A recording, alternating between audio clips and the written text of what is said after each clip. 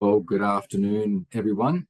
My name's Doug Taylor. I'm the CEO of the Smith family. It's my great pleasure to welcome you this afternoon for this important conversation. And I'd now like to hand over to Jessica Marceau, one of my colleagues at the Smith family, to help us with an acknowledgement of country. Thank you, Jessica. Thank you. I'd like all of us to take a moment to acknowledge the traditional custodians of the lands you're on today, to recognise their enduring connection to country, and to be open to embracing their knowledge and wisdom and the ways that this can help to break the cycles of poverty. I ask that you don't treat this as something that must be done, but to endeavour to make it part of your life. It's not a big formal activity to be undertaken, but it's a simple recognition of what was, what is, and what will be. Okay. I'm joining you all today from Mullabimba, which is on the lands of the Awabakal people. Most of you will know this as Newcastle. Aboriginal connectedness to place and community is linked through their dreaming stories. And the focus of today is on digital connection, which in essence is an extension of storytelling. I don't know if you know, but birds are widely seen as the carriers of stories, and they teach us how to live in connection with other living beings.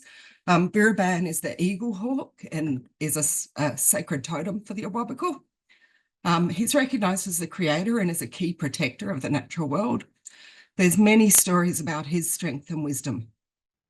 And by sharing the stories, we continue to enrich our understanding and recognise the importance of education, observation and communal strength. And although stories are not an instruction manual, they do point us in the way and encourage how we think and live and learn. Please commit to walk softly and gently on these lands and to be part of bringing healing and flourishing to all as we work towards a future that respects and acknowledges the rich cultural histories. And I acknowledge that Aboriginal and Torres Strait Islander sovereignty was never ceded. So this continent always was and always will be Aboriginal land. Thanks, Doug. Oh, thank you, Jessica. What a powerful acknowledgement and a wonderful connection of ancient tradition with contemporary practices. We talk about digitization and technology today. Thank you. That was it was very helpful. And look, on behalf of my colleagues at the Smith family, we're really proud to host this conversation this afternoon in Anti-Poverty Week. Anti-Poverty Week aims to help us with our understanding of how people experience poverty, but also help us think about how we might take more action to address people's experience of poverty today.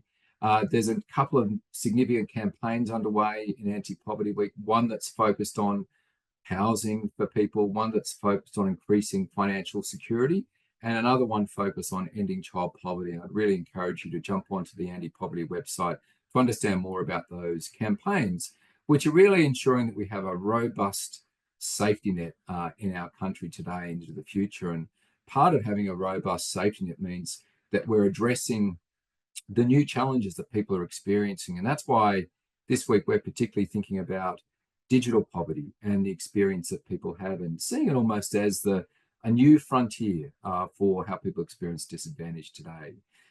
If I just take a little snapshot of our work at the Smith family through our Learning for Life program, which provides financial support, supports parents and carers, and provides learning and mentoring programs to around 67,000 students from low-income families right across Australia.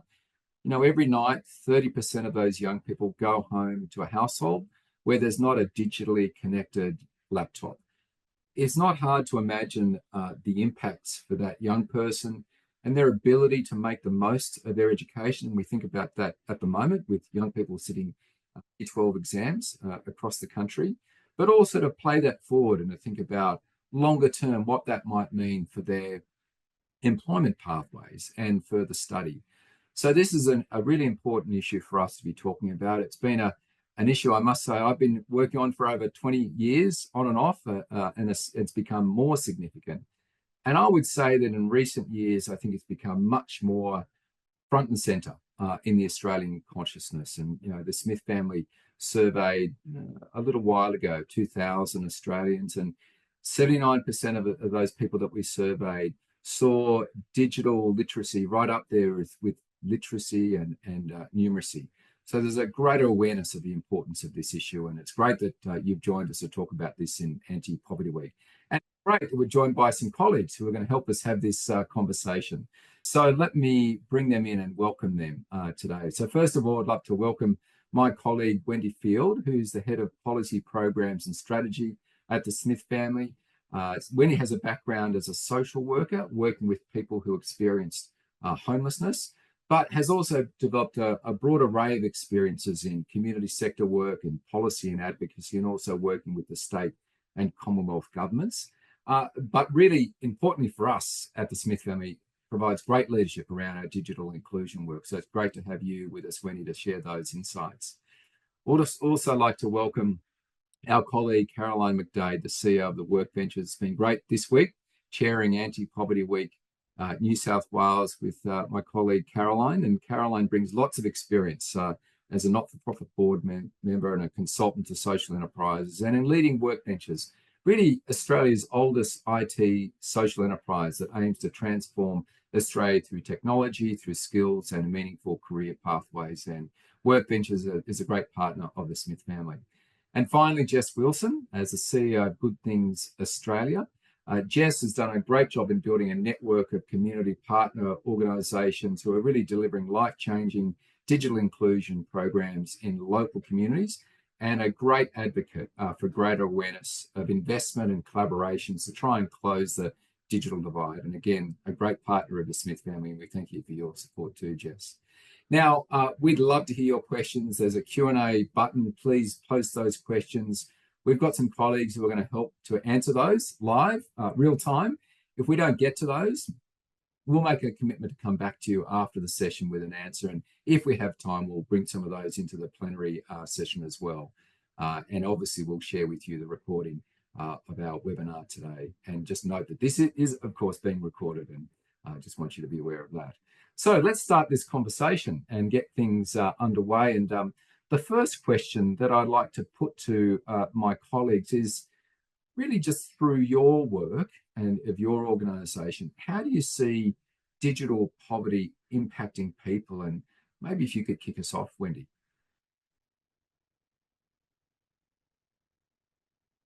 Now, Wendy, we've not got your audio, unfortunately.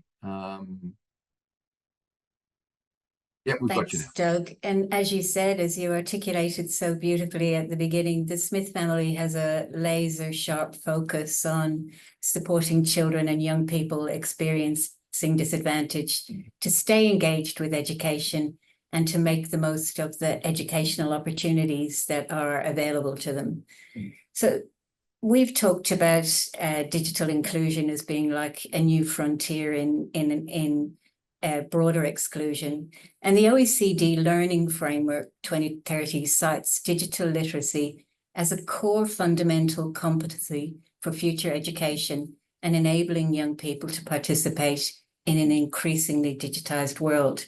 That includes equipping young people with digital skills and problem-solving skills for the digital environment that they'll need to operate in future education and work environments.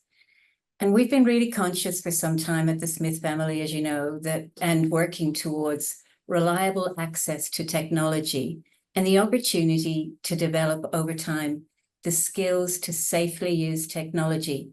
And it's now a precondition for full participation in school and tertiary education. And we know that there's a significant inequity in access. In Australia, OECD data shows that over 1/5 of students in low SES schools lack digital resources, compared to only 2% in high SES schools. That's the 6th largest gap in the OECD, and not really something to be proud of. In Anti-Poverty Week, we know that affordability is a key issue. Growing up financially disadvantaged, and young people who don't have access aren't going to have the same opportunities as their more advantaged peers. As you've said, across the 67,000 students that we support on our Learning for Life program, 30% don't have access to a device reliably connected to the internet. As schoolwork is increasingly online, and that lack of access has a significant impact on their capacity to fully engage with their education. they don't get the opportunity to develop proficiency or explore with curiosity. The implications around being competitive in future education and employment opportunities are pretty self-evident. We already know that there's a significant gap in literacy and numeracy and in ICT literacy skills for children and young people who experience disadvantage.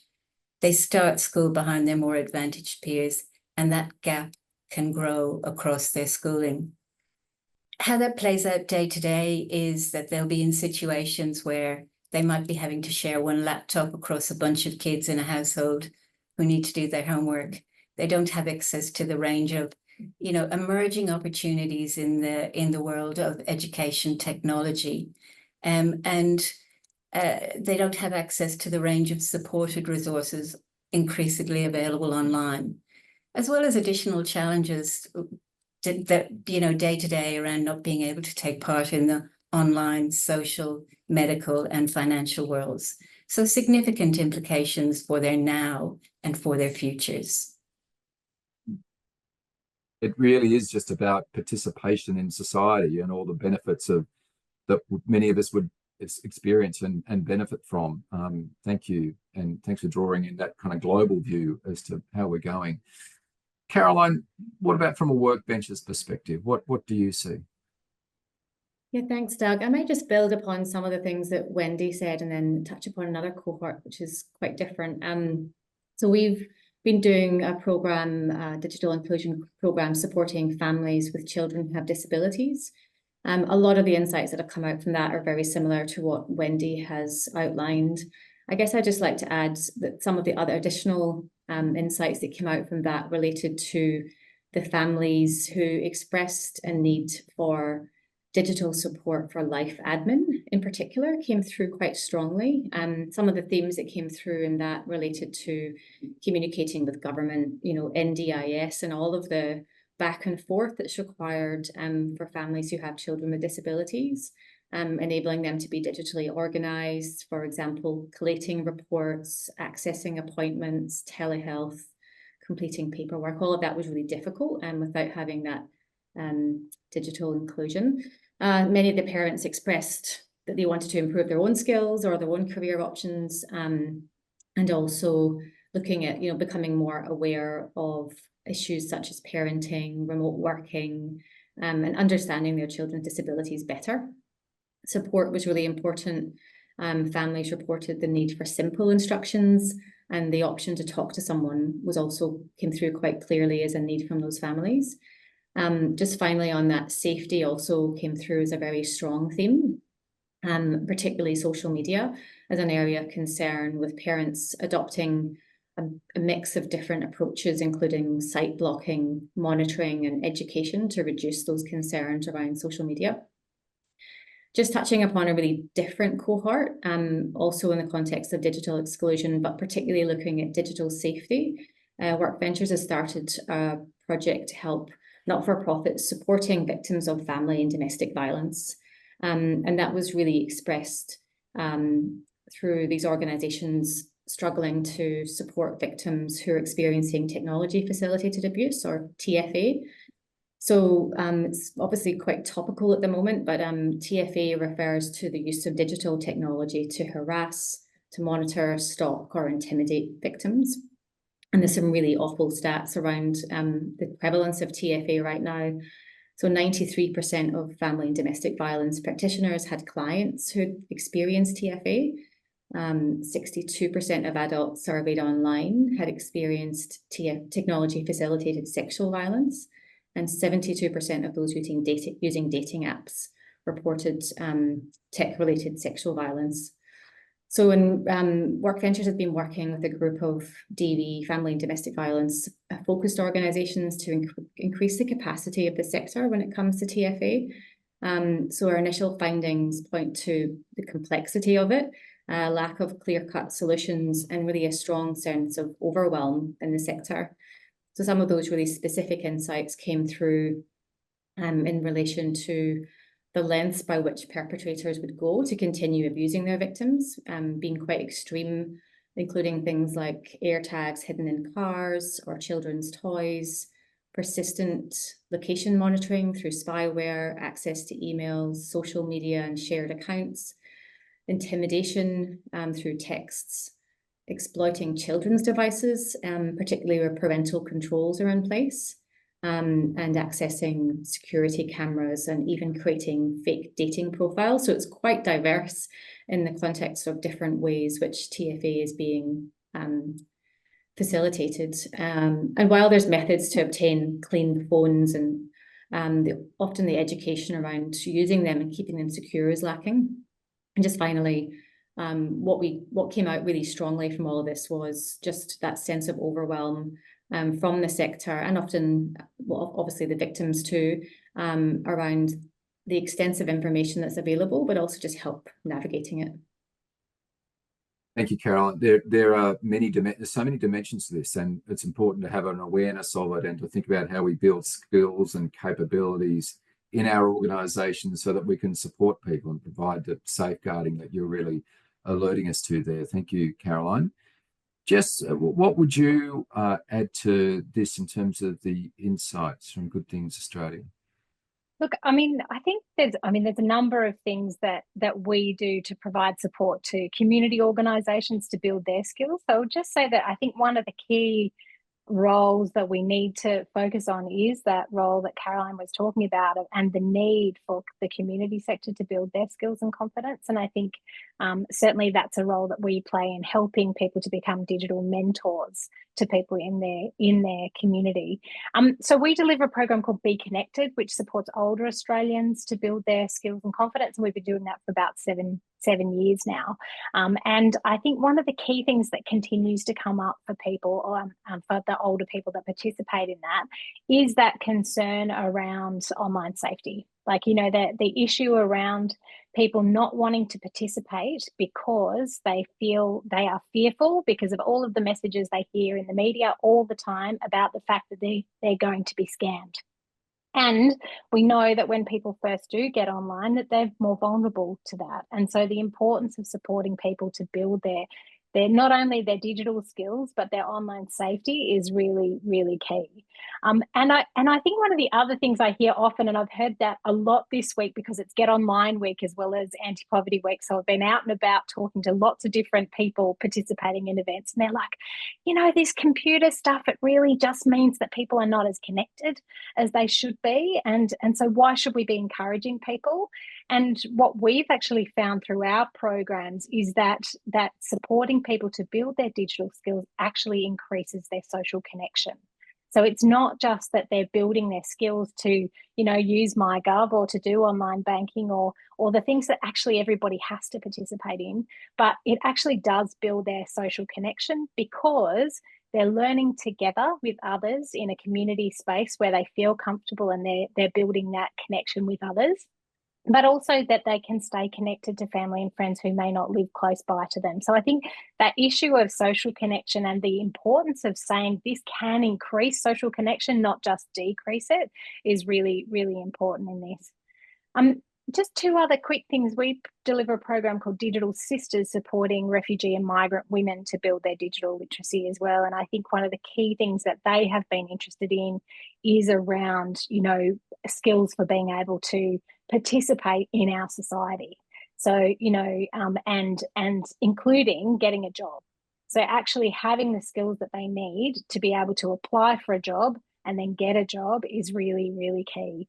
And clearly English as a barrier to participating in that is one of the real issues that they've experienced. But also, you know, that through the settlement experience for people, if they're coming in as a refugee, they get one phone for a family, you know, like that is absolutely not enough today. And if you think you've got 5 kids, 2 adults in a family, and you're coming in and you get one phone and you haven't got the capacity to support people to do their education, etc. So there's some cultural and gender-based barriers to who gets that phone and the use of that phone, but also, you know, it's just the systemic impacts of only being given one to start with is really does impact on people. So that's really important. One last thing, we support people with disability. So building on what Caroline said, you know, we've been delivering a program supporting people with intellectual disability to build their skills and confidence. And what we've found actually is not only that parents and supporters are, need that support themselves, as Caroline outlined, but actually that they act as gatekeepers often for people. So because they're concerned about people's online safety, but actually that means that they're much more likely to say, no, we're not letting people get online or have that opportunity because we're scared that they're going to be vulnerable. And so that real need to provide support not only to parents, but also to the broader supporters, like disability support workers in the system that help people every day so that they feel confident that they can provide that support and people can access, but within a safe environment. Thank you, Jess. That's really helpful, and great that you've reminded us about the potential upsides. I mean, we need to be very cognizant of the gaps and the problems we need to solve and the risks. Absolutely important that we're thinking about that, but also thinking about the great benefits that we all experience from being connected, and we want that for more people to be done in a safe and sustainable way. I mean, all this just shows the many dimensions to digital inclusion. And going to kind of a next question on that, if we're thinking about how we might get more progress on digital inclusion, one is about understanding the dimensions of it, but then thinking about a scalable kind of system-wide approach that's more kind of interconnected and helps more people. I'm wondering if you can just talk about what you think that means at a kind of a broader system level, and who the key players that might contribute to something that's going to help more people be connected in an appropriate way. Maybe you could kick us off, Jess. Yeah, I mean, I've been advocating for this kind of systems-based approach to digital inclusion for a long time, because it requires all of us to participate. So it's not just a government responsibility, it's a tech company responsibility, telecommunications responsibility, community organisations, parents, families. Like, it actually incorporates all of us because it is so integrated into everything we do. So, and it's also not just one government department. So if you think about which government department we might be talking about, it's communications, it's industry, it's health, it's education, it's the broad range. And so I think what's really important is that we start with a national strategy on digital inclusion, which we just don't have at the moment. And I cannot believe that in 2024 we don't have a national digital inclusion strategy because, governments know that this is important. Different state governments have started doing that and taking responsibility, and I think that's brilliant. And we know New South Wales is about to launch one in a couple of weeks.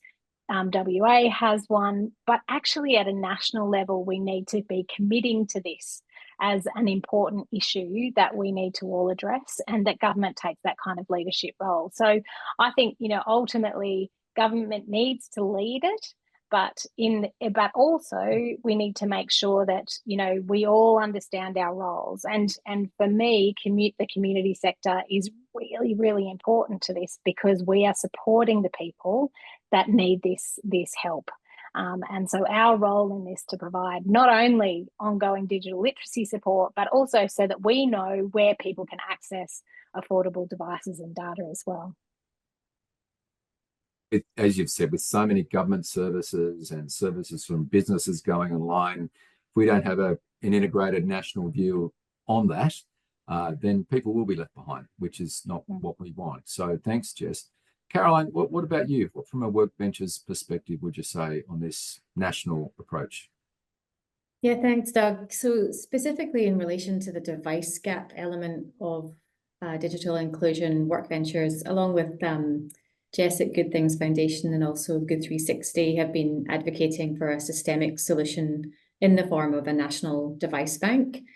So what that involves is the reuse of a greater proportion of the 10 million devices that we know are refreshed every 5 years by corporate and government Australia, to help bridge that device gap. And the thing that everyone keeps saying to me is, this is a really solvable problem. Why don't we just do it? So that's, I guess, the answer that we keep giving back to government. Let's just do it, because of those 10 million, about 4 million are public sector devices. And they're very, very usable. Generally, after 3 years, companies will refresh their devices. And there's generally a decent, useful life after that. Typically at the moment they are on-sold offshore, and our view is, well, let's keep them here in Australia for the many hundreds of thousands of people who are facing a device gap. So yeah, I guess in terms of how it's sustainable and systemic is really around getting that scale up of devices which are donated, so that it enables a self-funded model. So right now, whilst Work Ventures and other organizations have been doing device refurbishment for many years, it is generally funded through grants and philanthropy, which makes it difficult to scale it. Whereas if we can upscale device donations, the model can become self-funded by selling a proportion to fund the donation of a proportion. And that's a model which is in place in the commercial sector, where they sell devices already, but they make profits, whereas we would be donating devices to the digitally divided society within Australia. So yeah, so far our conversations have identified that there's strong political support, but yeah, we're hopeful that will gather some momentum and start really seeing those devices coming in to create that systemic solution. Yeah, wouldn't that be great? And particularly given that we know that it has worked well in other countries and where there's significant impact and positive benefits. So terrific to take the work that you're doing and others are doing and up to the next level, and really ensure that more people get those benefits, and thinking about the environmental benefits as well too. So a whole nother layer to this. Wendy, what are your thoughts on this small kind of broader solution for people? Yeah, thanks, Doug. Obviously, what Jess and Caroline said, and I'd say that, while we've talked about digital inclusion as a precursor to education participation, I don't think that any of us think that being digitally included is a silver bullet for addressing the significant gaps in educational achievement. We know that the families that we support face a range of complex challenges associated with what the Productivity Commission a few years ago termed impoverished lives. So I think it's about 3 years ago, 2 years ago, the Australian government launched its data and digital government strategy. And it really set an ambition that by 2030, the Australian government would use data and digital technologies to deliver connected, accessible services centered around the needs of people and business. And it set some expectations for government to coordinate improvement to digital inclusion, accessibility and engagement with those impacted by the digital divide. And it noted that we need frameworks to support digital by design principles, and for the government to drive co-design with the wider community. We've yet to see much of that delivered, so some inroads in First Nations digital inclusion, but not a lot else. But the premise of the approach is really around digital approaches that enable people to access in different ways the supports and services that they need. And for families living with disadvantage and others who are digitally excluded, really thinking about digital as a tool that can help to make service access easier and less complex for people with already very complex lives. So if you take the human services system and overlay a digital approach on top of that, how can you do it better than we've done in the human services system? And really use the opportunities to help people to get the support that they need.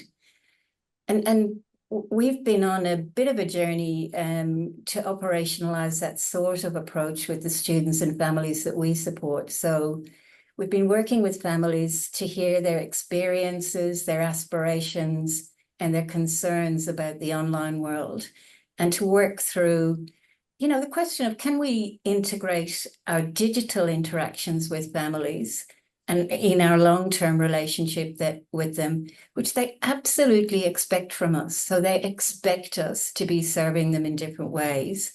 But we want to move that digital interaction beyond transactional so that they complement and are a core part of our relationship-based work in an online world too. So really leveraging the amazing longitudinal data we hold to try to better anticipate their needs, and make resources, referral pathways, and support available to them.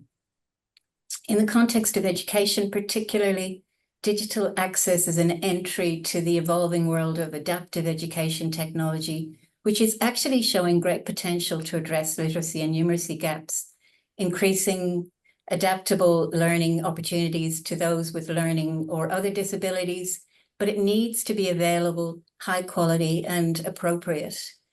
And I think for us as a sector, you know, Jess alluded to this, we need to make sure that we don't make assumptions about how people want or should receive or access our services. We need to make sure that we're not keeping people in positions that they're in through our sort of sometimes paternalistic assumptions, and recognize that technology is another powerful tool in our arsenal of user-centered service delivery. Fantastic. That's terrific, Wendy. Thank you. Great to see that kind of vision of an integrated, seamless experience of in human services, and the benefits of technology, the benefits of in-person. How do they come together? And we're going to go in a moment to, I guess, some practical examples of that, and look forward to hearing those. Before we do, though, please put those questions. I've seen some questions coming in, which is terrific. And we're answering those, but please keep those questions coming. And as I said, if we don't get them today, we'll certainly come back to you after our session. So look, we've really, I think, got some insights into the different dimensions to the challenge around digital poverty and how that's experienced by people. We've got a sense as to the work we need to do at a broader scaled system perspective across the country. And let's now bring it to some practical exemplars of what good looks like. And I'm wondering if you could tell us about some aspiring initiatives that you're familiar with, could be here or abroad, by not-for-profits or others, to overcome digital poverty. And perhaps you could kick us off, Caroline. Yeah, thanks, Doug. I think just continuing on that theme of devices, there are some inspiring initiatives when it comes to particularly governments tackling the device gap. So in 2021, in my own birth country, the Scottish Government committed to providing all 700,000 students across the country with a laptop or a tablet. Now, while I believe the programme has faced some rollout challenges, gotta love the ambition. I think in the first year, over 72,000 students received devices, as well as 14,000 internet connections. You know, in a population of about 5 million, it's pretty significant. In Canada, the government there has been operating a device refurbishment program for a couple of decades. And they have, I believe, provided over 2 million devices to digitally excluded communities.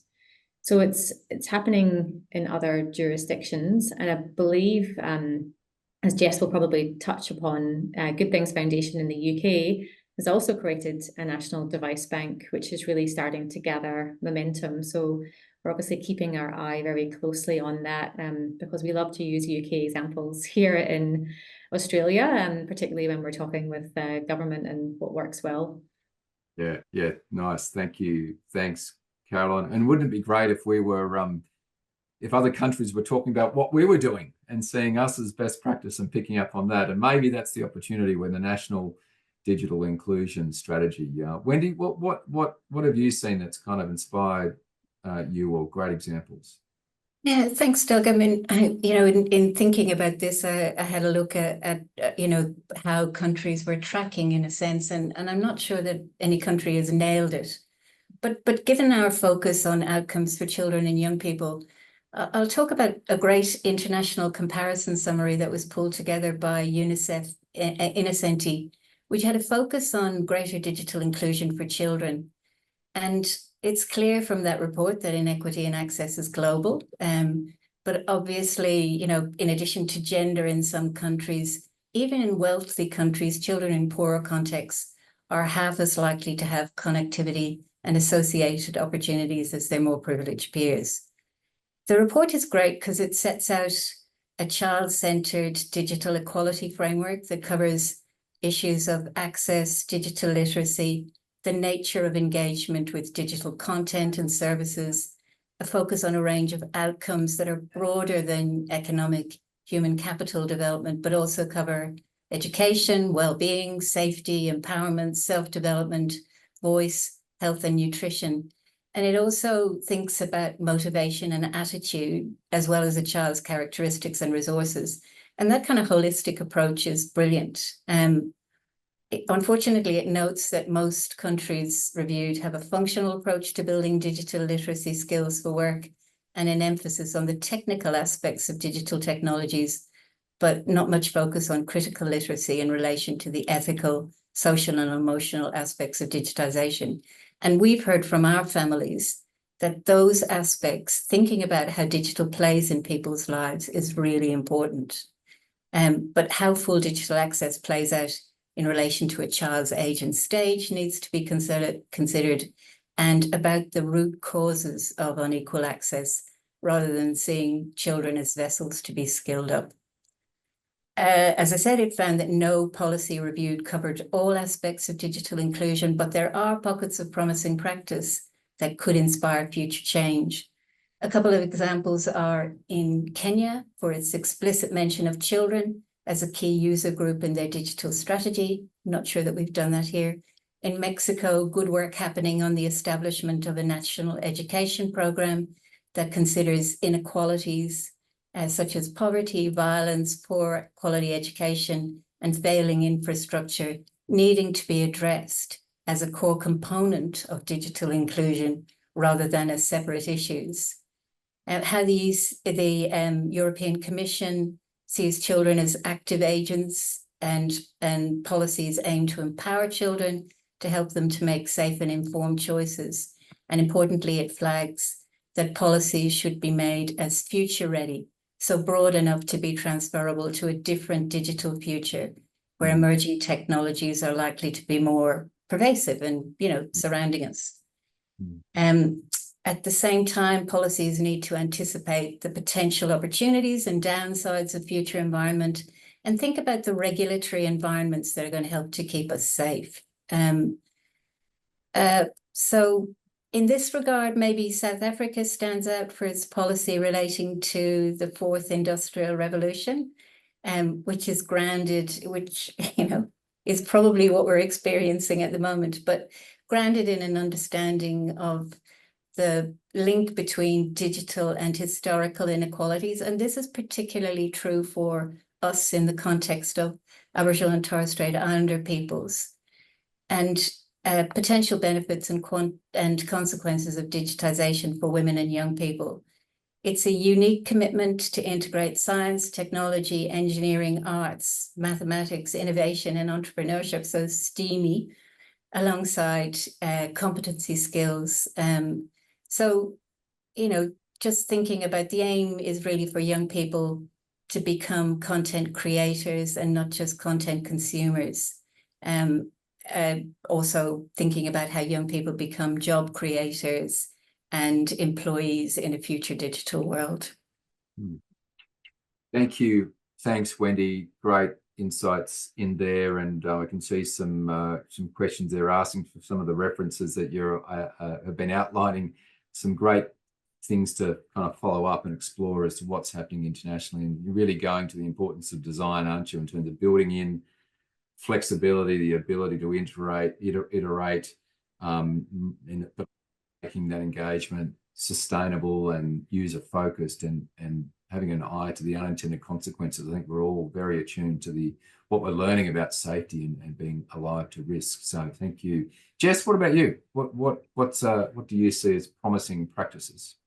Well, I mean, I think when we're looking at promising practices, I think it's really important for us to think about all three kind of areas that we talk about when we're talking about digital inclusion. And so that's, access. For Australia, we talk about like access, affordability, and ability. So those, how do we make sure people have access to the technology and to the internet to start with? How do we make sure that they can afford it? And also, how do we make sure they have the skills and confidence to be able to use it? And I mean, I do have to talk about good things in the UK, because they have created, I suppose, a network of organisations like we have here in Australia, a national digital inclusion network. But alongside that, they've got the National Device Bank and they've got the National Data data bank. So it's that real combination of making sure that people can, at a local place, access not only skills and confidence, but also an affordable or free device and the data that goes alongside that. So that, that combination of those three things is really, really important. And they've been doing this kind of approach for the last 3 years. They've got a number of different strategic partners from corporates that are investing in this. So it's that kind of real shared approach to getting this done. And they have managed to distribute significant, like 60,000 devices to people through this approach. And that's brilliant, but it's still not enough, right? And I think, they're very hopeful that with the new government over in the UK, that there's going to be that commitment from a policy level as well to be investing not only in recycling the device, repurposing devices from government, and they're hopeful there will be an announcement sometime very soon about that, but about the investment of that, but also investment in skills and confidence programs across the country. What I would also say is that recently released was the United Nations Development Program released a Digital Inclusion Playbook 2.0, which really looks at some of those best practices that they've found across the world around supporting digital inclusion, and really looking at that from a policy level, from a implementation level, from digital skills and those areas that do provide support to people who are more vulnerable. And so I highly recommend people have a look at that report, because there's some fantastic examples of countries that are doing this in different ways. And just to say that actually our Digital Sisters program is highlighted in there as well. So we are showing the world, Doug, about the great practice that is happening in Australia as well. And in the previous one, the Australian Digital Inclusion Alliance, as a collaborative model to approaching digital inclusion, was also highlighted. So I think, we're definitely part of the world and influencing the world around the importance of doing this work in community. That's fantastic. Good optimistic note, Jess. Thank you. Terrific. Hey, Jess, we've got a couple of questions which I'm going to come to, and there's some great questions there. But before we go that, I'm imagining that people are quite interested perhaps in what we've heard today and want to know more. So particularly thinking about not-for-profit organisations, how do they stay up to date with this whole area, which is a whole new part of our practice? Where would we go to learn more about this? Well, look, I think the first thing for not-for-profits to do is to realise that it is part of our practice, right? And I think that's still a challenge for many organisations to see that actually supporting people to access services and support through digital is really, really important. I often say I'm a social worker as well. I used to support people in my family support work to access Centrelink. You'd work with them to support them to do that. Go with them and prepare them, take them there. They would do the talking, etc. And now actually, instead of going to the Centrelink office, people are supporting people to access MyGov. So it's the same practice, it's the same thing, but it's using those digital technologies that we need to do. So I think, recognizing that that's a core piece of our work now, and that we have to know and feel confident ourselves to do that is really important. And I think there are multiple ways. We definitely, through our network, have funding and support that we provide support to people to become digital mentors to people in their community. And so we have grant programs that people can access, and a whole lot of different resources on our website about how to do that, including, webinars and training and that kind of thing. So definitely encourage people to check out the resources there if that's useful. But also think, that there's a whole lot to keep in touch with around just cybersecurity and AI and all the things that we need to do as not-for-profits. And I know that Info Exchange does a great job through their digital tech hub online that actually really supports people, to build their skills and confidence around using those systems as well. So I think that's another place to have a look at too. Terrific. Thanks so much, Jess. That's great. So we've got about 10 minutes to go. We want to close up before the hour, because people are probably moving on to another meeting quickly or engagement. So let's go to some of the questions before we close out. And I'm going to come to you first up, Caroline. There's a question here. As a sector, alongside our philanthropic partners, could we be better in collaborating together to advocate to government to donate their devices? So Caroline, you want to respond to that? All right, you're on mute too, so just come back online. Sorry, there we go. Yeah, absolutely. I think the more that we can combine our voices, the more likely government are to listen. And I guess that's been the objective of working together with Good Things Foundation and Good 360 thus far, to try to unite the voice of the sector. But absolutely, you know, I think the more that we can speak with one voice to try and garner more support, both from state governments but also federal government, because there's only so much that we can individually each do, and there's only so many hours in the day. And as we know, advocacy is generally an unfunded kind of passion project for most organizations. I know for Work Ventures, you know, we try and do it when we can, but it's not something that we all have a huge amount of time for. So I think the more that we can try to combine resources, then the more likely we are to get a better outcome. Right. And just building on that question, and maybe I'll bring in now Jess and Wendy, and thinking about that kind of broader policy system change, and thinking particularly about the wider role of the technology sector in that. I'm wondering if you've got any insights, and we've got a number of business leaders online today. Can you give us some insight into what's happening with technology companies in digital inclusion? Maybe you go first, Wendy, if you've got any insights on that. Yeah, I mean, I think, you know, we've, as you've alluded to, Doug, we've got some great partnerships that are helping us to evolve our digital inclusion support and approach. So, you know, the work we do with Optus on Donate Your Data, we've now got 33,000 students supported through that program. And many of our corporate partners are also looking at how they might be able to support device donation as part of the support that they provide to us. So as part of their, if you like, their corporate giving strategies. I think the sort of policy settings that might enable or preclude people from doing that could be improved. I think, you know, the incentive, building in some incentives to make that something that it can be an easy thing for businesses and organizations to do. You know, there's a reluctance around the security of devices. Like, how can we make that process so much simpler? Jess, I might come to you, and then I'm going to add a second part to your question and then open it up to others.